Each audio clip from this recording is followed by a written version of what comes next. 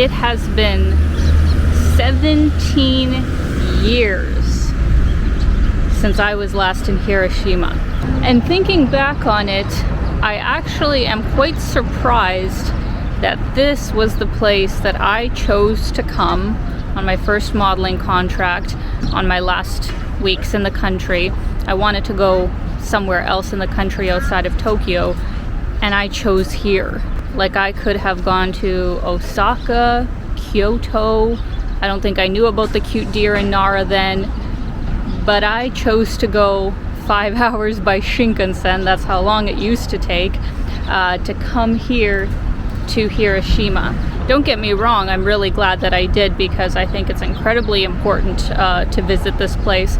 I'm just surprised that at 16 years old, this was the choice that I had made. So it does feel very surreal to be back here once again, and I knew I couldn't do this trip around the country without coming here, not only to pay my respects to obviously the horrible things that went on here, but to also just see how this city has changed. So in this video, I'm going to take you guys around the city, show you some absolute must-sees, try some amazing food, because I didn't actually know that Okonomiyaki, which I thought was from Osaka, is actually from Hiroshima, and they are supposed to make some unique kinds that you won't see in other places in the country. But first, I want to take you guys to a very special breakfast place that has an item that I haven't yet tried in Japan. I've tried it in Toronto at a Japanese restaurant,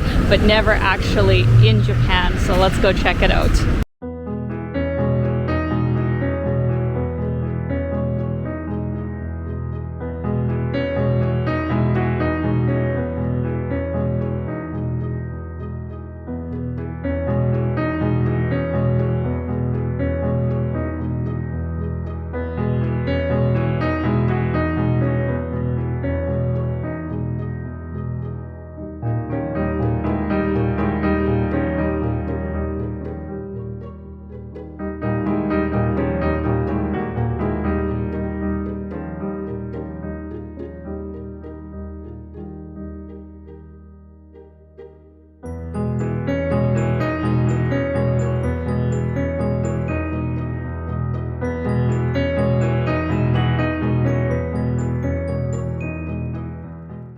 So this building in front of us is not where I'm taking you guys for breakfast, but I would recommend coming here. This is Anderson Bakery. It's actually a chain of bakeries that they have here in Japan. Really good. But the reason that I'm pointing it out is the building that it is housed in. If you guys can kind of see, it almost looks like a government bank kind of building. So while the bakery took possession in 1965 of this building, I believe, it is a lot older than that and is one of the few buildings in Hiroshima that survived the atomic bomb attack.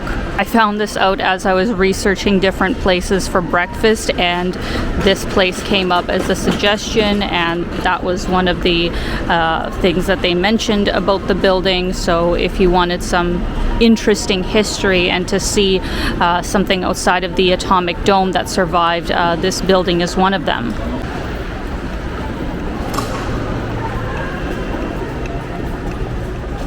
I think I found the place that I want to take you guys. It is on the 3rd floor here, and it is called a Happy Pancake.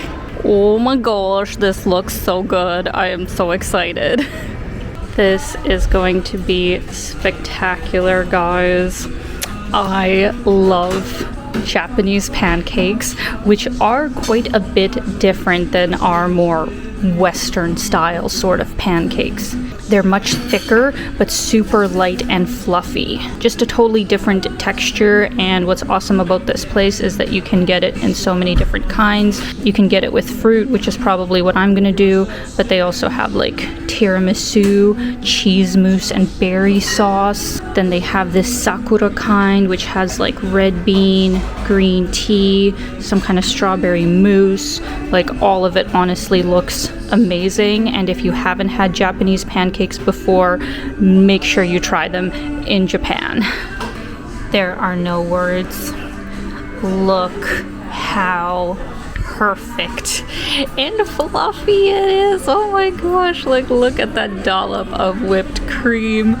They are just so thick, and so many good fruits with it as well.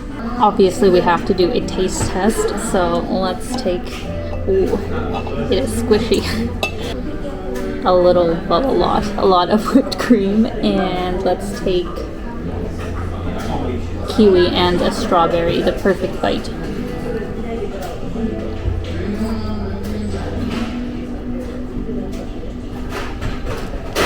Y'all, it is so good. That is delicious. It was a long time ago that I had the pancakes in Toronto, but I'm like 90% certain that these are even better.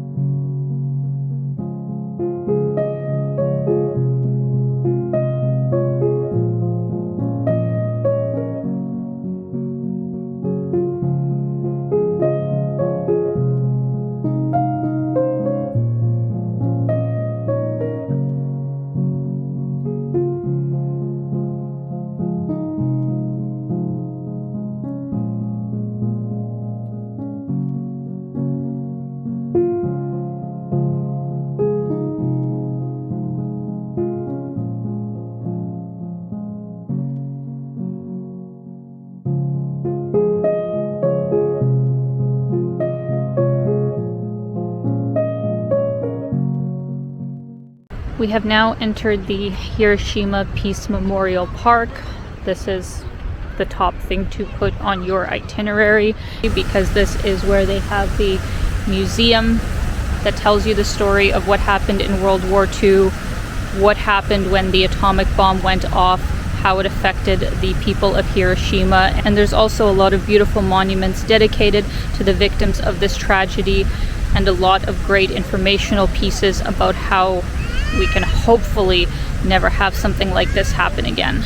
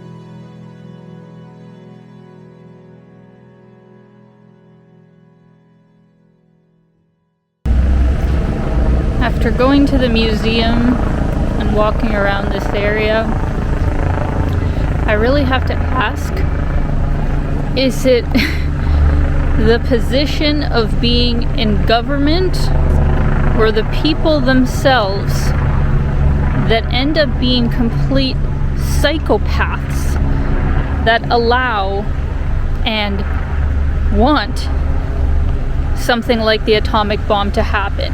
What goes through their minds, anybody who was directly involved in the creation of something like that? Even just the people who develop those kinds of weapons, like, what could they possibly tell themselves at night to make them think that it's rational to do something like that and they're on any level a good person? Like, truly, if you look at all the horrific things that happen in history, is it the people that are being chosen to put in these high up powerful positions to make situations like that, or is it the power that is given to them that ends up corrupting the people? It's just sickening. There's no words for it. So on that note, I'm gonna take a little breather here, and I'm gonna start taking you guys around to some of the other sites that are here in Hiroshima, like Hiroshima Castle. There's some beautiful parks, and if it's open, there is also a Mazda museum that is supposed to be really interesting. But once again, truly the most important place that you can visit here in Hiroshima, the Peace Memorial Park.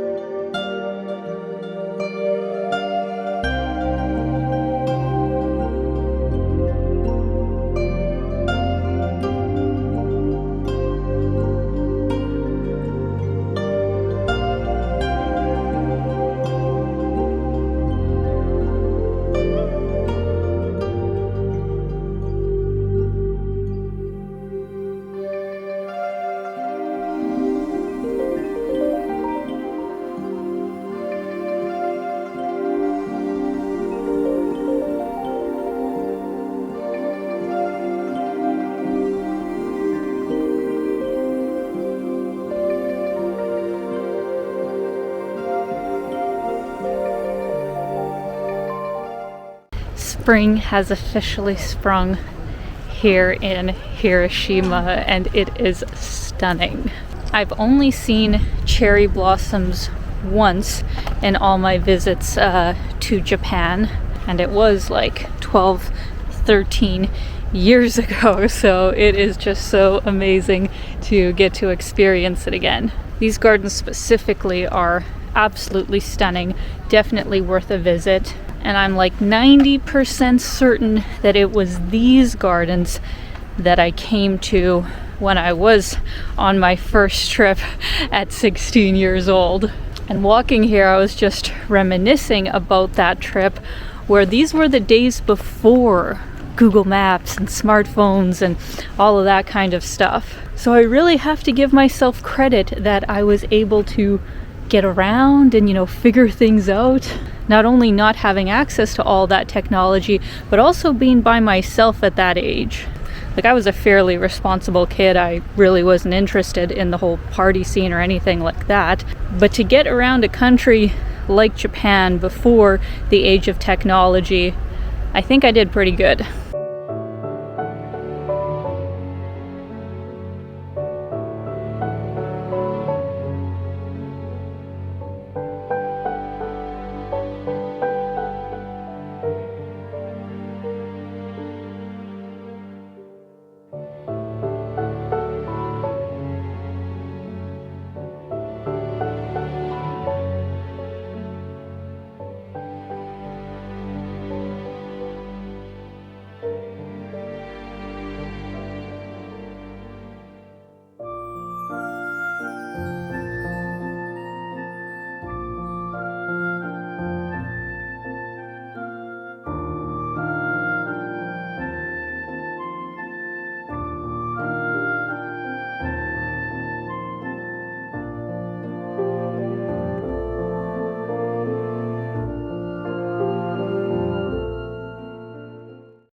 From what I could find, this is one of the most famous places for Okonomiyaki. So let's go try it out.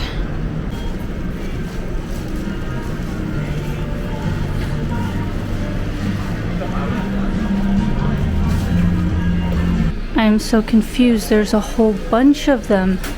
I thought this was one restaurant, but I think this is like a building of Okonomiyaki. Okay, actually no. Actually, this does make sense. This is super cool though. I love it.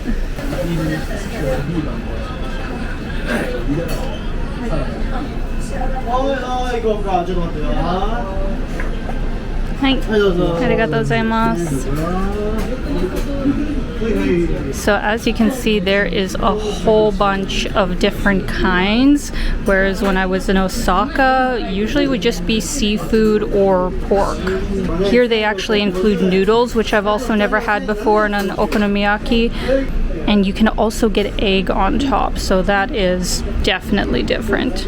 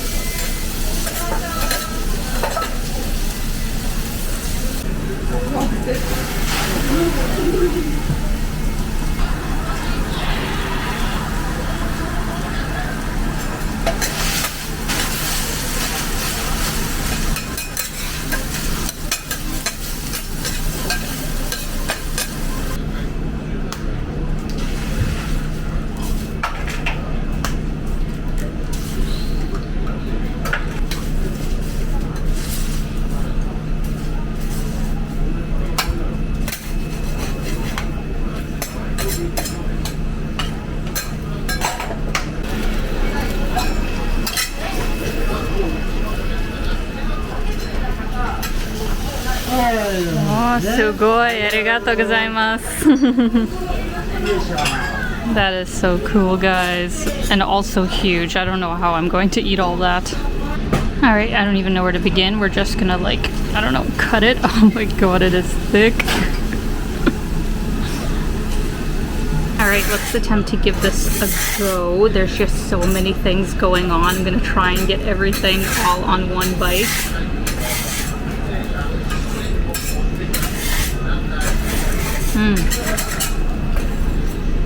I really like the addition of the noodles. The noodles definitely give it more substance than how I've usually had it. Also like the egg. The egg is actually quite nice, having it in the middle and then also on the top. So 100% recommend, guys, like if you come to Hiroshima, especially with this place. Never seen anything like it. Definitely check it out.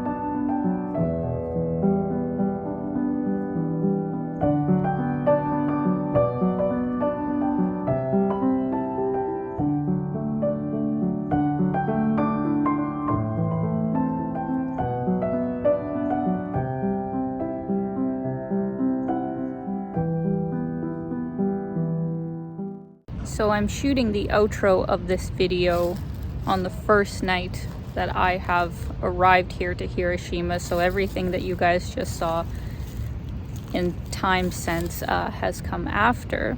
And it kind of just hit me of why I think I really felt called to come here at that time, and why I felt called to come here again is because it is just such a stark reminder of the true extent of the insanity of the human condition under certain belief systems with complete lack of awareness and empathy. I think all humans are capable of doing unspeakable things like what was done here in Hiroshima. And that is why I think it is so important to visit places like this, to remind ourselves, to ground ourselves that we never ever want to repeat, and not just the event that killed and harmed thousands of people, but all of the behaviors and belief systems that were leading up to it. And especially in today's political climate with everything that's going on, you know, it's just so scary to even consider that something like this could happen again. And by visiting these kinds of places, I think we all get that reality check. So if you get the chance, I would greatly urge all of you to visit Hiroshima and to pay your respects, to learn about what happened, because it is just a heartbreaking place, but at the same time, it is amazing to see just how much it has changed and how strong the people are and how they have rebuilt. So I hope you guys enjoyed this video. Let me know your thoughts in the comments. I guess I still have a week ahead of me of everything else that I'm going to see in Hiroshima this time around. But after that, I will be off to Tokyo. This is kind of the end of my month-long exploration around the country, and now I'm just going to take it easy in Tokyo and edit all of this. So stay tuned for all of that content. And as always, I'm sending you all so much love. I hope you're having a fantastic day, and keep being your own kind of beautiful. Bye, guys.